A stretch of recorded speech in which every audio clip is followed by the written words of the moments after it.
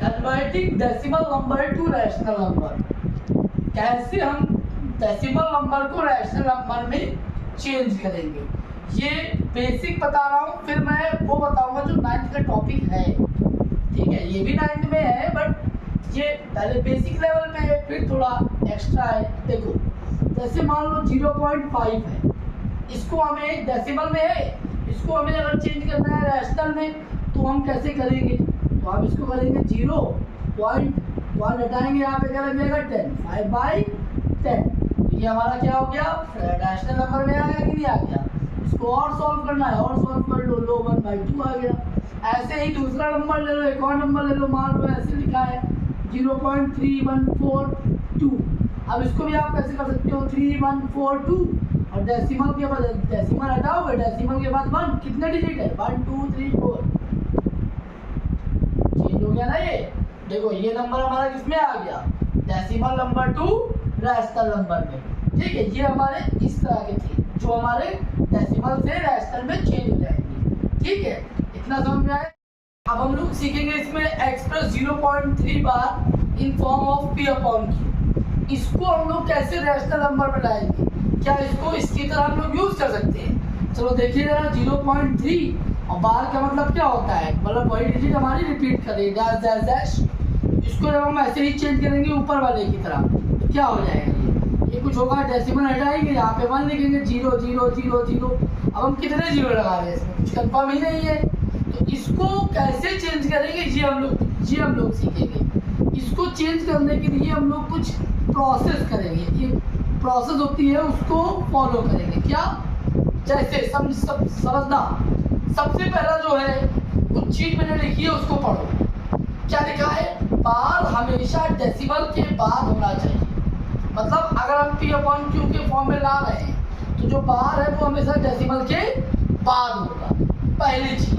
और जैसे ही हम इसमें इतना समझ में आया ना ये चीज, अब इसको हम लोग करते हैं। पहला प्रोसेस क्या है, हम लोग लेट कर लेंगे x = 0.333। ये डिजिट क्यों रिपीट हो रही है, ये डिजिट क्यों रिपीट हो रही है, क्योंकि इसके ऊपर बार लगा है। एक डिजिट के ऊपर बार लगा है ना, एक डिजिट के ऊपर बार लगा है तो मैं कुछ बताऊंगा। अगर एक डिजिट के ऊपर बार लगा है तो 10 से मल्टीप्लाई दोनों तरफ। अगर 2 डिजिट के ऊपर बार लगा है तो 100 से मल्टीप्लाई दोनों तरफ। ऐसे ही जितने डिजिट के ऊपर बार लगा होगा उतने से मल्टीप्लाई करते जाएंगे।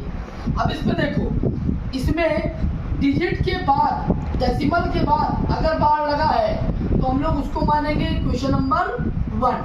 क्या मानेंगे, उसको मानेंगे क्वेश्चन नंबर 1। मतलब बार हमेशा डेसिमल के बाद होना चाहिए, पहला पॉइंट। दूसरा क्या, उससे ही क्वेश्चन 1 मानेंगे, इसको ही क्वेश्चन 1 माना है मैंने, ठीक है। अब देखो आगे क्या करेंगे, हमने क्या कहा, डिजिट के बाद एक नंबर के ऊपर बार लगाए ना तो 10 से मल्टीप्लाई, तो हम लोग यहाँ पे multiply multiply by 10 both side. क्या, मल्टीप्लाई बाय 10 बोथ साइड, ठीक है। अब इधर भी मल्टीप्लाई कर दो, 10x, इधर मल्टीप्लाई करोगे 10 × 0.333 डैश डैश, ठीक है। इधर तो आ गया 10x, इधर मल्टीप्लाई करोगे। देखो मल्टीप्लाई कैसे करते हैं, ऐसे मान लो अगर हमें 10 × 2.36 करना है, इससे मल्टीप्लाई करना है, तो आप कहोगे सर हमने यहाँ पे डेसिमल हटाया, यहाँ 1 लिखा, 0 0, एक 0 से 0 काट दिया, 236/10 आया, एक 0 का मतलब 23.6। क्या हुआ बेटा, ये डेसिमल जो है खिसक के इधर आ गया ना। कहने का मतलब है अगर 10 से करेंगे तो एक डिजिट खिसकेगा, अगर 100 से मल्टीप्लाई करेंगे तो 2 डिजिट खिसकेगा। इस तरफ आ रहा है ना खिसक के, तो बस इसमें भी यही करना है। 10 से मल्टीप्लाई कर रहे हैं तो ये हमारा क्या हो रहा है, ये चीज हमारी जो आ रही है वो खिसक के इस तरफ आ जाएगी। मतलब ये क्या हो जाएगा, 3.333 डैश डैश। ये बात समझ में आई कि नहीं आई, यहाँ पे कितना आ गया, ये हमारा आ गया 3.3333। अब इसको हम लोग क्या मान लेंगे, क्वेश्चन नंबर 2 मान लेंगे। अब इसमें क्या करेंगे, देखो अब इसमें करना क्या है, कुछ नहीं, 2 को हम 1 से माइनस कर देंगे, 2 को हम 1 से माइनस कर देंगे। सब्ट्रैक्ट क्वेश्चन नंबर 2 - 1, मतलब अब LHS का LHS से माइनस कर लो 10x माइनस एक्स, RHS का RHS से कर लो 3.333 dash dash minus 0.333 dash dash dash. अब हम लोग क्या करेंगे, देखो बेटा इसको मैं मिटा देता हूँ। अब देखो हम लोग इसमें क्या करेंगे, इसमें से देखो 10x में से 1x दिया, कितना बचा 9x, और यहाँ पे कैसे माइनस करेंगे समझना बेटा, यही समझना 3.3333 डैश डैश डैश है, यहाँ पर क्या है 0.333 डैश डैश डैश, माइनस करो भाई, इधर का जितना भी है देखो सब जीरो हो रहा है कि नहीं हो रहा है, आगे भी जीरो हो जाएगा। अब यहाँ पर 3 में जीरो गया 3, यहाँ पर कितना आया 3, भाई 3.000 को हम क्या लिखेंगे 3 तो लिखेंगे ना बेटा, 3.00 को हम क्या लिखेंगे 3 लिखेंगे ना। अब x इक्वल टू क्या हो जाएगा 3/9, मतलब 3/9 को हम काटे 1/, कहने का मतलब है हमारा जो आंसर आया वो क्या आया, हम कह सकते हैं आंसर आया 0.3 बार को हम क्या लिखेंगे फ्रैक्शन में 1/3, यही हमारा क्या होगा आंसर होगा। ठीक है, हम लोग इसी का देखो दूसरा क्वेश्चन ले रहे हैं, क्या है एक्सप्रेस 0.27 दोनों डिजिट पे बार लगा है in the form of p/q। तो मैंने नियम क्या बताया था, नियम क्या है, बार हमेशा डेसिमल के बाद होना चाहिए, डेसिमल के बाद है बार, दूसरा उससे ही इक्वेशन बन मानेंगे। ये तो चलो अभी हम लोग देखते हैं। अब इसमें हम लोग सबसे पहले क्या करेंगे, let x equal to 0.272727 dash dash dash, ठीक है, डेसिमल के तुरंत बाद है ना बार, तो हम लोग इसे क्या मान लेंगे क्वेश्चन नंबर 1 मान सकते हैं कि नहीं। इतनी चीज क्लियर हो गई ना आपको। अब आगे मैंने जो कहा था, क्या अगर एक डिजिट पर है तो 10 से मल्टीप्लाई, 2 डिजिट पर है तो 100 से मल्टीप्लाई, तो दोनों डिजिट पे बार है ना, तो हम किससे मल्टीप्लाई करेंगे 10 से या 100 से, 100 से ना, जाहिर सी बात है, इसमें कुछ सोचना ही नहीं। हम यहाँ पे लिख देंगे multiply by 100 both side, PS मतलब बोथ साइड, ठीक है, थोड़ा शॉर्ट फॉर्म चलता है भाई। अब हम लोग इधर भी 100 से मल्टीप्लाई कर दिए x, इधर भी 100 से कर दिए 0.272727 डैश डैश डैश, समझना। यहाँ तो 100x हो गया, ये तो ठीक है 100x, मैं थोड़ा खिसक जाता हूँ, 100x हो गया इक्वल टू, यहाँ पे जब हम 100 से मल्टीप्लाई करेंगे तो क्या कहा था, याद करो जब 10 से किया था तो एक डिजिट इधर आई थी, एक ही डिजिट तो उठ के इधर आएगी। अब जब 100 से करेंगे तो क्या हो जाएगा, तो जब 100 से करेंगे तो हमारे दोनों डिजिट उठ के इधर आएगी, मतलब 27 इधर आ गया, फिर यहाँ पे क्या आ गया 27272727 डैश डैश, इसे क्या मान लेंगे इक्वेशन नंबर 2। उसके बाद क्या करना है, माइनस करना है भैया, उसकी कुछ है ही नहीं, वही तो प्रोसेस अपना रहे हैं। ठीक है, देखो अगर कॉन्सेप्ट आपका क्लियर होगा तो चाहे कोई भी क्वेश्चन हो आप तुरंत कर लेंगे, बस कॉन्सेप्ट पर ध्यान रखिए क्या कहा जा रहा है उसमें, ठीक है ना। यहाँ पर हम क्या करेंगे, फिर से सब्ट्रैक्ट कर लेंगे, इक्वेशन नंबर 2 को माइनस कर देंगे इक्वेशन नंबर इससे 1 से, ठीक है। अब जैसा कि LHS को LHS, RHS को RHS से, इसमें कोई कंफ्यूजन होना नहीं चाहिए भाई। 100x को माइनस करेंगे x से, मतलब 1x से, और इसको माइनस करेंगे 27.2727 डैश डैश को माइनस करेंगे 0.2727 डैश डैश, ठीक है। अब देखो भाई 100 में 1 गिरा, कितना बचा, ये तो पता है ना, ये तो बहुत इजी होता है इधर वाला 99x, इजी इधर वाला भी होता है, बस थोड़ा समझ दो बस। क्या भाई 27.272727 डैश डैश को माइनस कर रहे हैं 0.272727 डैश डैश। अब क्या होगा जब माइनस करेंगे तो ये सब क्या हो जाएंगे, ये सब हो जाएंगे हमारे 0, आगे भी 0 होते रहेंगे। ये कितना है 27 आ गया, ठीक है। अब यहाँ पर अगर हम 27.0000 को क्या लिख सकते हैं, बताया था मैंने आपको, क्या लिखेंगे 27 लिखेंगे। अब h इक्वल टू कितना हो गया 27/99, क्यों, क्योंकि 99 और x के बीच में मल्टीप्लाई का साइन है तो इधर आएगा तो डिवाइड का। अब अगर हम चाहे तो और छोटा कर ले, किससे भाई, 9 3 जा 27, 9 1 जा 9, 9 1 जा 9, 3/11। मतलब हमने जो x माना था वो क्या था, 0.27 बार। इसको हम लोग क्या लिख सकते हैं, 3/11, यही हमारा आंसर हो जाएगा। ठीक है, देखो क्वेश्चन थोड़ा सा चेंज है, यहाँ पर क्वेश्चन थोड़ा सा चेंज है। क्या x प्लस 0.237 बार, मैंने क्या पढ़ा 0.237 बार। और नोटिस में नियम क्या बताया गया है, अगर हम नियम की बात करें तो कहा गया है कि बार हमेशा डेसिमल के बाद होना चाहिए। तो यहाँ पे क्या बार जो है वो डेसिमल के बाद है, नहीं है ना। पहला तो इसने पहला ही रूल ब्रेक कर दिया, इसको सुधारना पड़ेगा। उसके बाद कह रहा है उसे ही हम इक्वेशन वन मानेंगे। अरे भैया जब बार जो है डेसिमल के बाद है ही नहीं तो हम उससे तो इक्वेशन वन मान नहीं सकते, मतलब किसे इक्वेशन वन नहीं मान सकते, इसे समझना।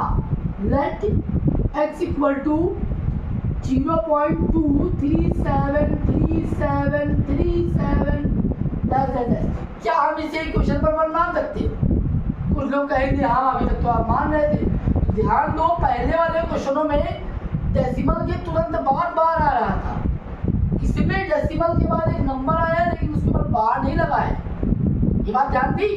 पहले तो हम लोग जो पहला नोट करवाया है उसको सुधार करते हैं। क्या करवाया है नोट, बार हमेशा डेसिमल के बाद होना चाहिए। तो पहले हम लोग जो ऐसा करें कि ये नंबर जो है डेसिमल के बाद रिपीट हो, मतलब ऐसा आ जाए।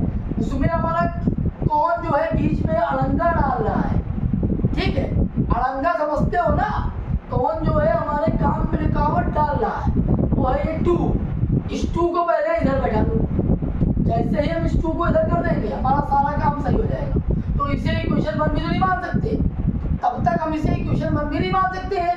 तो हम क्या करेंगे, इस 2 को इधर लाएंगे।